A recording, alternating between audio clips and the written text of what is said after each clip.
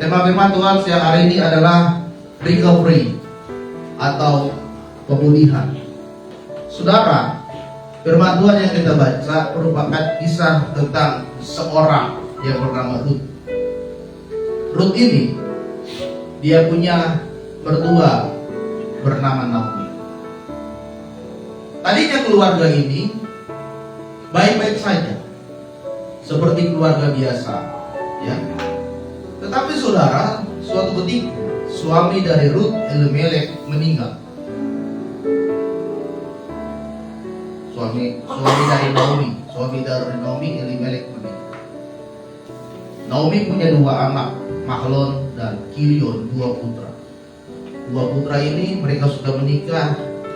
Ada mantunya bernama Oprah dan juga Ruth. Setelah suaminya meninggal, maka anaknya laki-laki lah yang dua orang ini menafkahi dia. Tapi peristiwa berikutnya adalah kedua anaknya ini meninggal. Mahlon dan Kilion meninggal. Suaminya sudah meninggal, kemudian anak-anaknya pun meninggal. Dengan hati yang sangat berat, karena tidak ada yang bisa lagi menafkahi keluarga mereka karena semuanya para janda. Naomi berkata kepada menantunya, Oprah, Ruth, sekarang suamiku tidak ada, anak-anakku sudah tidak ada. Kembalilah kalian ke kampung halaman kalian masing-masing, karena tidak ada lagi yang bisa membantu kalian. Kemudian dengan berat menantunya Oprah akhirnya dia kembali, tetapi Ruth bersama dengan Naomi mereka kembali ke Yerusalem. Ayat 20, ayat 21 bilang begini, sekarang namaku bukan Naomi, karena Naomi itu adalah manis. Arti dari nama Naomi itu adalah manis. Tetapi kejadian yang terjadi dalam hidupku tidak semanis daripada nama. Suamiku meninggal, anak-anakku dua-duanya meninggal. Oleh sebab itu sekarang jangan panggil aku lagi Naomi, tetapi panggil aku Mara. Mara itu artinya pahit. Berarti telah terjadi sesuatu peristiwa yang sangat pahit terjadi dalam kehidupan aku. Panggil aku Mara, bukan Naomi. Karena ketika aku pergi, aku bersama suami dan anak-anakku. Tetapi ketika aku kembali, semua tidak ada. Bahkan Naomi mengalami satu peristiwa yang sangat berat terjadi di dalam kehidupannya. Dan artinya dia butuh yang namanya pemulihan. Dia butuh yang namanya recovery. Pemulihan, recovery artinya adalah kembali ke kondisi yang semula, kembali ke keadaan yang baik seperti sedia kala, menjadi sesuatu yang baru lagi. Saudara, ketika saudara sakit, untuk menuju pada tahap kembali sembuh, itu namanya pemulihan. Ya. Saudara sakit, misalkan setelah habis operasi atau setelah 3 hari dirawat, butuh yang namanya pemulihan. 3 hari, itu namanya recovery. Pulih kembali kepada kondisi yang semula, kembali kepada kondisi yang awal. Dan kita membutuhkan pemulihan dari Tuhan. Banyak hal yang harus kita pulihkan saat ini. Hubungan kita dengan Tuhan yang tadinya jauh, kita harus pulihkan kembali seperti awal. Hubungan antara orang tua dan anak yang saat ini jauh, orang tua dan anak mungkin saat ini sedang terjadi benturan, terjadi pertengkaran, harus recovery, pulih kembali lagi dari awal. Hubungan suami dengan istri, tadinya kelihatan sih di depan kita seperti baik-baik saja, tapi kalau di rumah sering bertengkar, harus terjadi pemulihan. Ya, kadang-kadang suami ngomongnya agak kasar kepada istri, kan namanya suami, salah itu buat dia. Biasa kok saya ngomong itu, ternyata istrinya sedang menyimpan kebencian sama suami. Kenapa sih suami saya sering ngomong kasar? Kenapa sih suami saya sering ngomong kotor? Kenapa sih suami saya sering berlaku kasar kepada istri. Hubungan ekonomi kita saat ini pun, ya mungkin saat ini ketika kita sedang down, kita sedang lemah, kita juga harus butuh namanya pemulihan. Kesehatan kita juga saat ini mungkin saat ini sedang sakit, seperti saya kemarin sakit, butuh namanya recovery, pemulihan. Ya. Jadi dalam hidup kita, saudara, saat ini kita butuh yang namanya pemulihan, pulih, kembali seperti awal, kembali ke keadaan semula, seperti ketika kita dekat dengan Tuhan. Saudara, ada 5 penyakit yang tidak bisa disembuhkan di dunia ini. Pertama adalah kanker. Kanker adalah penyakit yang belum ada obatnya. Kedua adalah asma. Ya. Kalau orang bilang asma itu bisa sembuh, tidak ada obatnya. Paling hanya ada alat supaya ketika dia sedang terjadi gangguan asma itu untuk memulihkan sementara, tapi tidak bisa menyembuhkan. Ketiga adalah HIV/AIDS. Ini penyakit tidak ada obatnya sampai sekarang. Kemudian ada diabetes mellitus dan jantung koroner. 5 penyakit ini adalah penyakit yang tidak bisa disembuhkan sampai sekarang. Ya. Artinya tidak bisa dipulihkan. Kenapa? Karena tidak ada obat. Tidak ada cara untuk memulihkan penyakit itu. Oleh sebab itu, saudara, hari ini mungkin ada sakit yang kita sedang alami, baik sakit hati, sakit pikiran, sakit perasaan. Oleh sebab itu, sore hari ini di ibadah KKR, inilah waktunya kita dipulihkan oleh Tuhan. Amin. Amin. Bilang ke lingkarannya, kamu dipulihkan. Ya, bilang lagi, jangan ngantuk. Pak, bilang lagi, sudah menang lomba kan? Sudah menang lomba kan? Kalah kan? Kalah ya?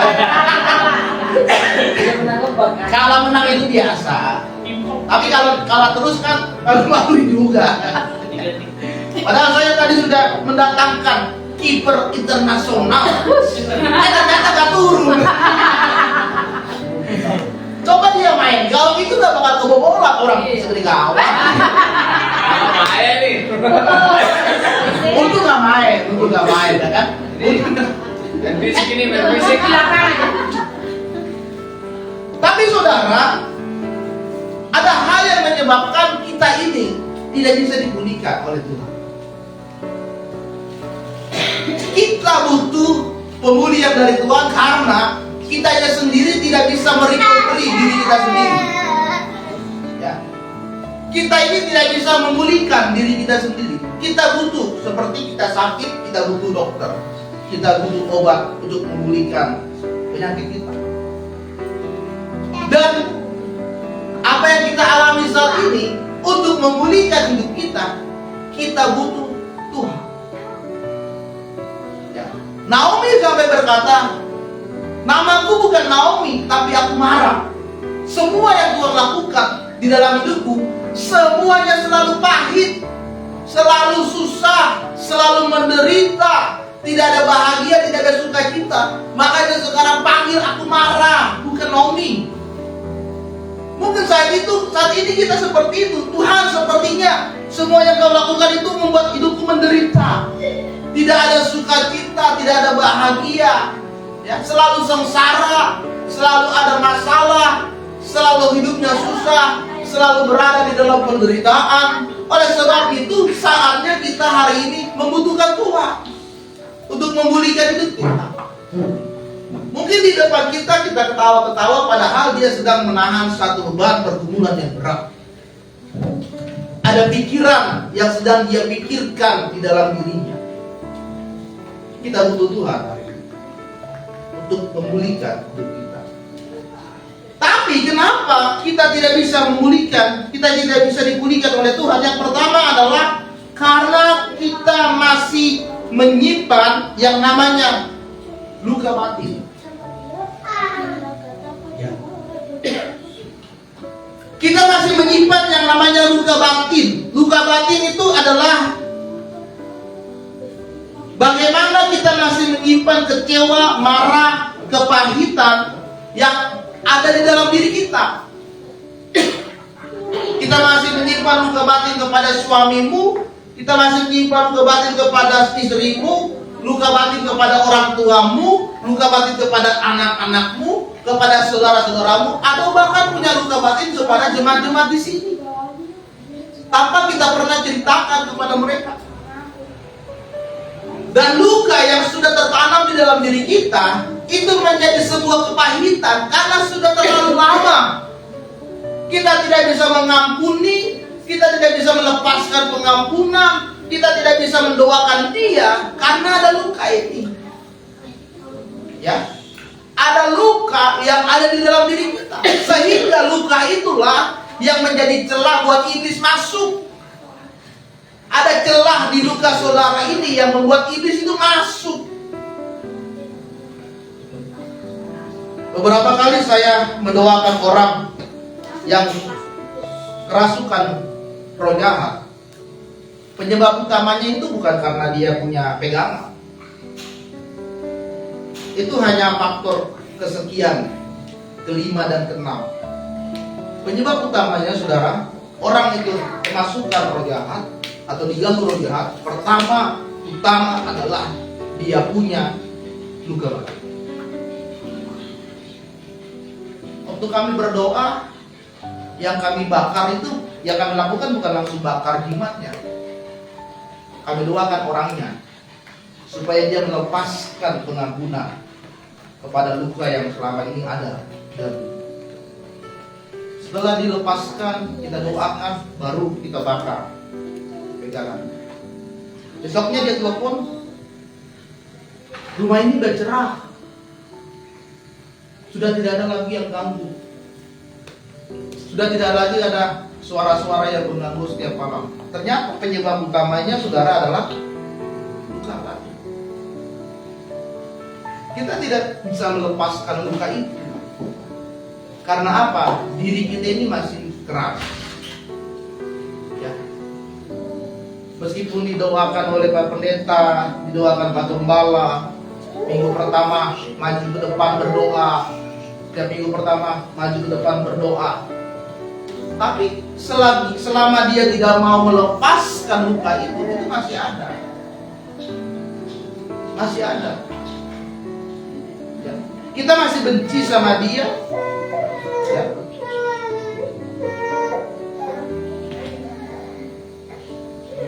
Di dalam Alkitab, Hakim-Hakim 10 ayat 6 sampai 18, ada seorang yang bernama Yefta.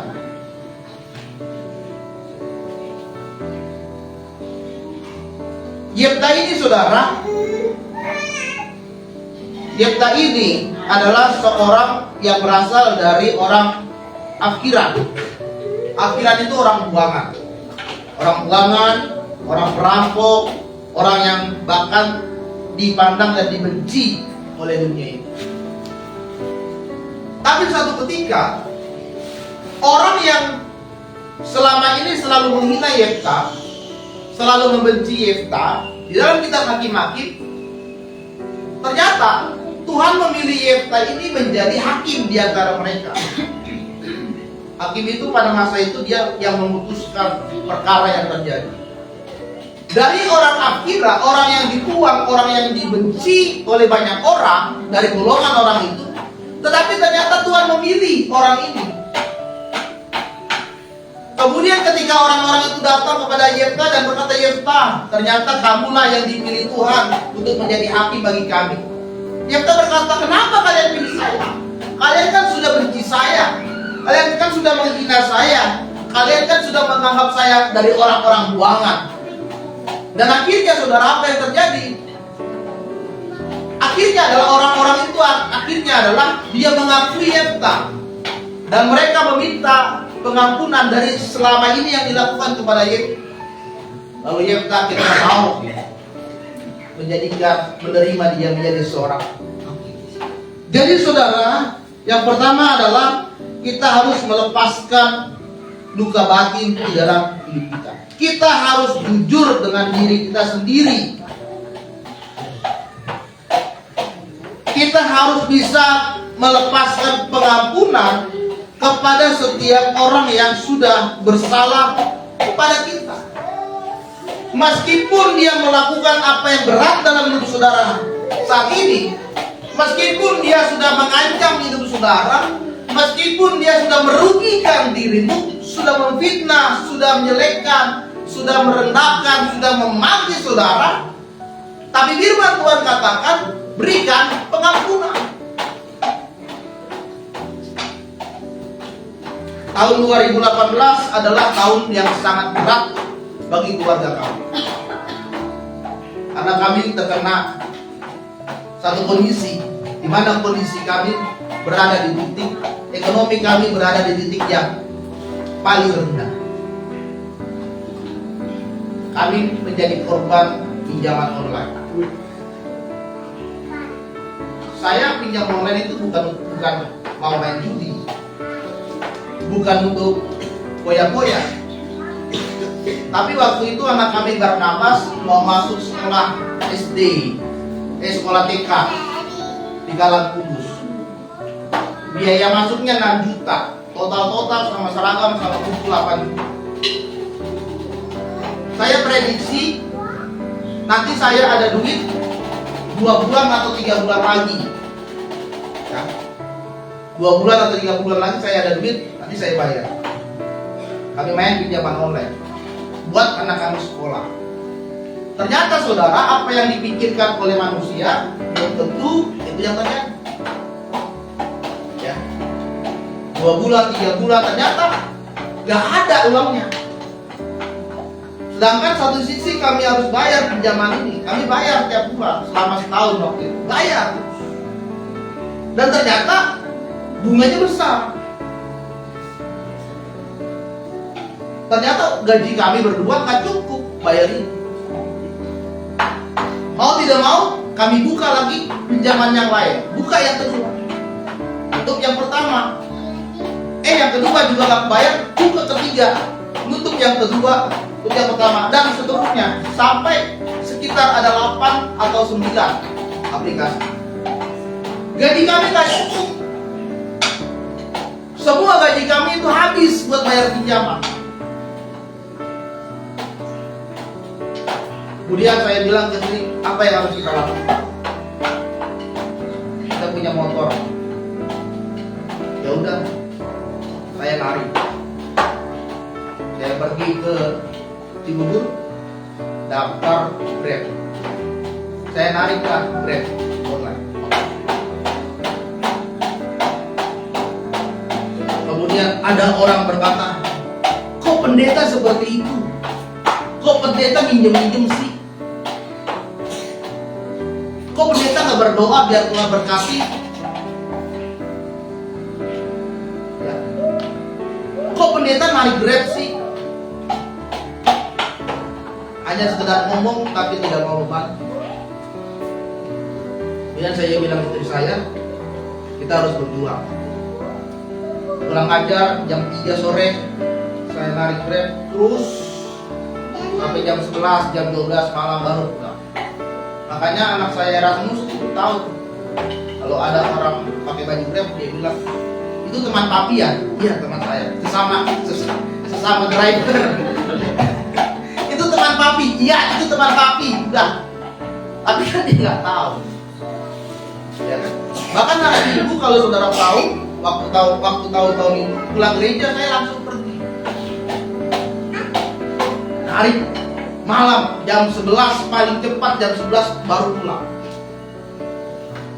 Karena orang kerja kan bisa di mall itu kan jam 10 tutup, jam setengah 11 mereka baru keluar. Saya tunggu di situ. Sambil kami berdoa setiap hari. Banyak orang yang merendahkan kami. Banyak orang yang membuat gimana sih bisa seperti itu? Katanya pendeta, katanya melayani Tuhan, katanya guru. Kok bisa? Tapi kan mereka nggak tahu. Setahun gaji kami habis bayar pinjam. Sampai mertua kami Kami dipanggil ke Chelsea dan dia bilang, sekarang ambil tiket, kalian pergi ke Medan. Kami dipanggil naik motor berempat, dulu belum ada driver. Kami naik motor ke Chelsea berempat, disidak. Sekarang kalian sudah ke Medan aja, supaya ini selesai. Tapi saya bilang, lama kami mau berlanjut. Mulailah kami jalani. Sudah pelan-pelan kami jalan. Orang mau bilang apa, orang mau bilang kita orang rendahan, orang menghina kita, orang menjelekan kita, orang mau maki kita. Toh mereka nggak tahu apa yang terjadi sebenarnya. Kalau ada perkumpulan keluarga, kami nggak pernah ikut, karena kami tahu di tengah-tengah perkumpulan itu pasti kami dijelekan. Ada arisan, hanya titip arisan, kami nggak berani datang. Pasti ngomonginnya kami lagi. Setahun kami berdoa sama Tuhan, Tuhan tolong kami. Setiap hari kami berdoa. Sampai saya pernah marah sama Tuhan. Tuhan, kenapa saya melayani Tuhan? Saya pendeta, saya mendoakan jemaat, tapi saya seperti ini. Saya sebulan tidak mau melayani waktu. Tapi itu saya bilang, jangan begitu. Ayo kembali. Ayo. Dan akhirnya Tuhan pelan-pelan mulai memulihkan hidupan kami.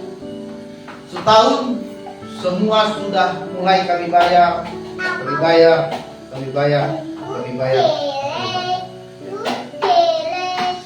Dan akhirnya kami belajar bahwa pinjaman online itu jangan dicoba ya Bapak Ibu ya.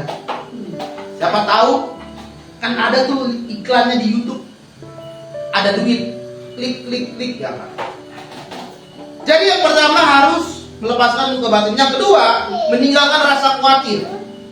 Mazmur 55 ayat 22 berkata, serahkanlah khawatirmu kepada Tuhan, maka Ia akan memelihara engkau, tidak untuk selama-lamanya. Dibiarkannya orang benar itu goyah. Mazmur bilang bahwa serahkanlah khawatirmu kepada Tuhan, Dia pelihara kita. Tidak akan selamanya kita berada di kondisi yang seperti ini. Ada waktunya Tuhan nanti akan membangkitkan kehidupan saudara. Ada waktunya Tuhan akan memulihkan kehidupanmu. Tidak selamanya kau hidup susah, hidup menderita, ekonomimu sulit, hubunganmu sedang tidak bagus. Tapi sekaranglah waktunya Tuhan menjadikan hidupmu dipulihkan oleh Dia. Rasa khawatir yang dimiliki manusia itu wajar. Kita khawatir akan hidup ini. Tapi kita harus serahkan segala kekhawatiranmu kepada Tuhan. Karena yang sanggup menolong kita saat ini hanya Tuhan. Saya khawatir tahun depan anak saya Barnabas mau masuk SMP. Dia sudah kelas 5, tahun ini kelas 6. Tahun depan mau masuk SMP. Masih bingung mau pilih SMP mana. Kalau di negeri gak dapat, mamanya bilang udahlah lebih murni lah. Ya. Udahlah pergaulan lagi nggak benar. Udahlah. Saya khawatir tahun depan saya tidak lagi diperpanjang menjadi guru, karena yang namanya guru swasta itu saudara suka-sukanya yayasan. Yayasan gak suka, pecat, ganti. Yayasan gak suka, pecat, ganti. Berbeda, yang ASN kan sudah ada SK-nya, aman. Kalau kami yang swasta, setiap tahun tahun ajaran baru pasti kita ketik. Perpanjang enggak.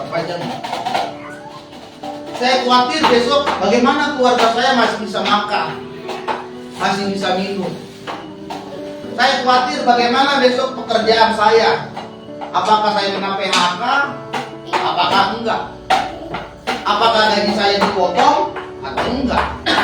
Tapi saudara, hari ini jika Tuhan ingin memulihkan hidupmu, jangan ada rasa khawatir, karena di tengah-tengah kekhawatiranmu Tuhan masih pelihara. Makanya firman Tuhan katakan, burung di udara Tuhan pelihara, bunga bakung di taman Tuhan pelihara, apalagi engkau orang yang percaya kepada Dia, pasti Tuhan akan pelihara. Amin. Jadi jangan takut, jangan khawatir akan apa yang terjadi. Serahkanlah semuanya ini ke dalam tangan Tuhan. Ya. Tidak ada yang perlu kita khawatirkan sekarang ini. Oleh sebab itu, kita harus menyerahkan semuanya ke dalam tangan Tuhan.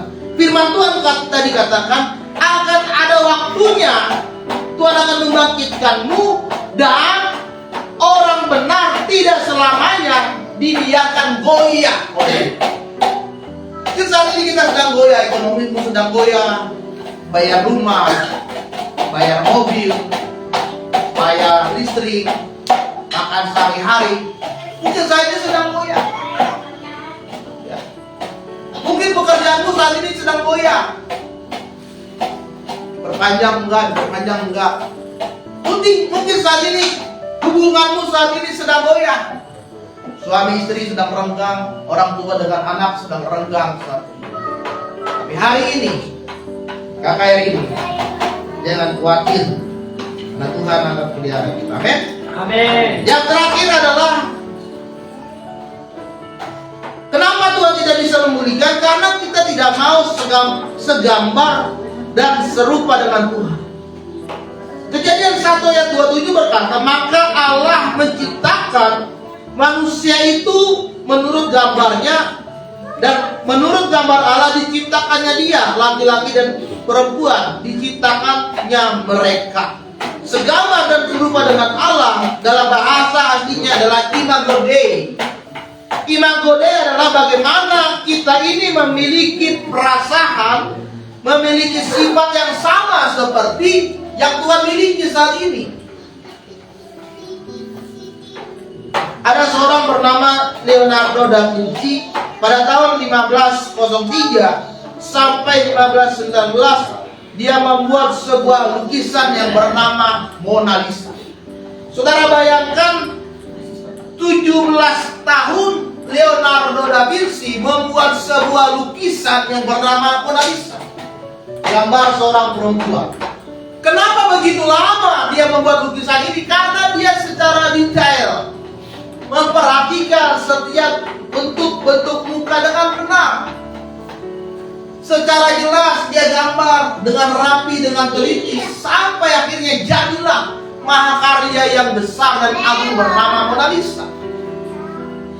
17 tahun dia menciptakan lukisan Mona Lisa, dan sampai sekarang kita pun masih tahu lukisan itu.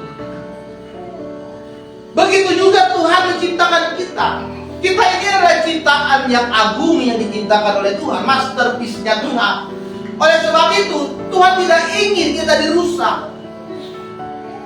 Saudara, lukisan Mona Lisa itu diasuransi. Barang siapa yang rusak lukisan ini, dia akan membayar denda 100 miliar. Sangat mahal asuransi lukisan ini, dan masih sangat tersimpan rapi. Apalagi Tuhan, Dia tidak ingin diri kita ini dirusak, karena Tuhan sudah menciptakan kita segambar dan serupa dengan Allah. Apa yang merusak hidup kita? Yaitu dosa. Kita sudah menerima dosa bawaan dari Adam, dan kita melakukan dosa yang kita lakukan setiap hari. Oleh sebab itu, pemulihan yang Tuhan ingin lakukan adalah agar hidup kita kembali ke dalam gambar dan rupanya Tuhan ini. Bagaimana caranya? Lepaskan dan tinggalkan segala dosa yang kita lakukan. Perbuatan kita yang tidak menyenangkan Tuhan, perbuatanmu yang selalu membuat orang lain itu sakit hati, kemudian kita melakukan perbuatan yang jauh dari Tuhan, sekaranglah waktunya kita lepas. Suka main judi, suka goda-godain cewek, suka ngomong kotor, ngomong kasar, dan yang lainnya. Sekaranglah waktunya kita lepas, agar kita kembali kepada gambar dan rupa Allah. Kalau saudara mau dilepaskan, maka pemulihan demi pemulihan Tuhan akan nyatakan dalam hidup saudara. Tapi kalau saudara yang masih keras hatinya, tidak mau membuka hati, tidak mau dipulihkan oleh Tuhan, sampai kapan hidup itu tidak akan pernah dipulihkan.